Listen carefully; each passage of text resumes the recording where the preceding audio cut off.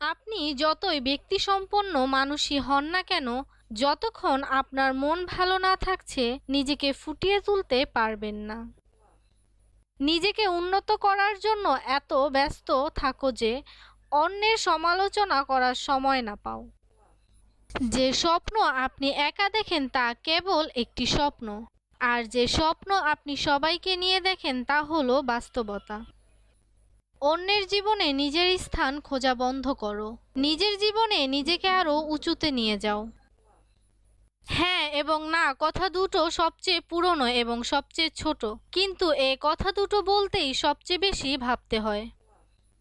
জীবনের নির্দিষ্ট লক্ষ্য না থাকলে সবচেয়ে বড় সমস্যা হলো তুমি সারা জীবন ফাঁকা মাঠের ভিতরে ছুটলেও গোল দিতে পারবে না। বৃদ্ধরা সবকিছুই বিশ্বাস করে, মধ্যবয়সী লোক সবকিছুতেই সন্দেহ প্রকাশ করে, আর কম বয়সী লোকেরা সবই জানে। এমন এক সময় আসে সকলেরই জীবনে যখন ব্যর্থতাগুলোকেই মনে হয় সফলতা, আর সফলতাগুলোকে মনে হয় ব্যর্থতা। জীবনের অর্থ হলো গতি, যা কিনা ছোটাছুটি। প্রাণপণে ছোটার নাম হলো বেঁচে থাকা, চুপচাপ থাকার নাম মরে যাওয়া। ছোটাছুটি না করে যারা বেঁচে আছে তারা মরে বেঁচে আছে। জীবন ও মৃত্যু একটা ব্যাপারেই বিভিন্ন নাম মাত্র, একই টাকার এপিঠ ওপিঠ, উভয়ই মায়া। এই অবস্থাটাকে পরিষ্কার করে বোঝবার জো নেই। এক সময় বাঁচবার চেষ্টা হচ্ছে, আবার পর মুহূর্তেই বিনাশ বা মৃত্যু চেষ্টা। জন্মদিনের উৎসব করাটা বোকামি। জীবন থেকে একটা বছর ঝরে গেল, সেজন্য অনুতাপ করা উচিত। চিকিৎসকেরা যে ভুল করেন তা হলো তারা মনের চিকিৎসা না করে শরীর সারাতে চান।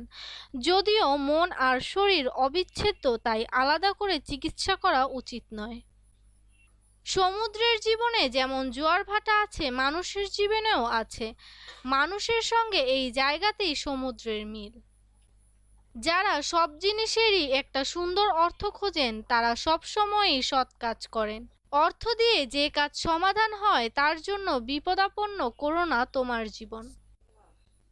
মন দিয়ে মন বোঝা যায়, গভীর বিশ্বাস শুধু নীরব প্রাণের কথা টেনে নিয়ে আসে। সব মানুষের জীবনেই অপূর্ণতা থাকবে।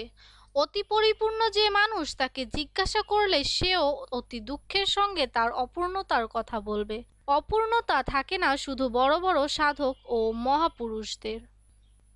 বৃদ্ধ হওয়ার সুখ অনেকের মধ্যেই দেখা যায়, কিন্তু সকলেই বার্ধক্য সম্পর্কে ভীত।